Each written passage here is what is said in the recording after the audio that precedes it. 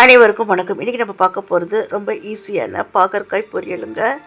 வறுவல்னு கூட சொல்லலாம். அது எப்படி செய்யலான்னு பார்க்கலாம். இன்றைக்கி 350 கிராம் பாகற்காயை நல்லா குட்டி குட்டியாக நறுக்கிட்டு இதில் 2 டேபிள் ஸ்பூன் தயிர், 1/2 டீஸ்பூன் உப்பு சேர்த்துருக்குறாங்க. உப்பு சேர்த்ததை வீடியோ எடுக்கல நான்.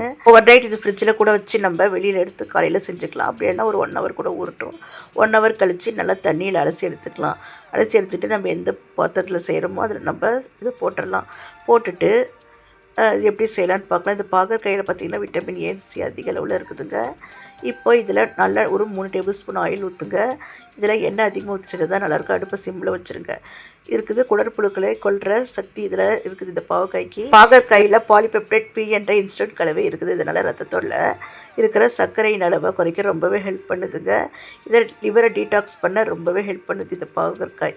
இப்போ பாகற்காய் நல்லா வெந்துருச்சுங்க. இதில் 1 டீஸ்பூன் குழம்புத்தூள், 1/2 டீஸ்பூன் காஷ்மீரி மிளகாய்த்தூள், 1/4 டீஸ்பூன் கரம் மசாலா, 1/4 டீஸ்பூன் மஞ்சள் தூள் சேர்த்தாச்சுங்க. சேர்த்துட்டு நல்லா கலந்து விட்டுட்டு இதை இன்னும் ஒரு 5 மினிட்ஸ் நல்லா குக் பண்ணுங்கள். அடுப்பு சிம்லேயே இருக்கட்டும். நல்லா குக் பண்ணுங்கள். மீடியம் ஃப்ளேமில் வச்சு ஒரு 5 நிமிஷம் நல்லா குக் பண்ணுங்கள். இது ரசம் சாதம், சாம்பார் சாதம், தயிர் சாதத்துக்கு ரொம்ப எக்ஸலண்ட்டாக இருக்கும். 5 மினிட்ஸ் கழிச்சுட்டு ஆஃப் பண்ணிடுங்க. வீடியோ பிடிச்சா லைக் பண்ணி, ஷேர் பண்ணி, சப்ஸ்கிரைப் பண்ணுங்கள்.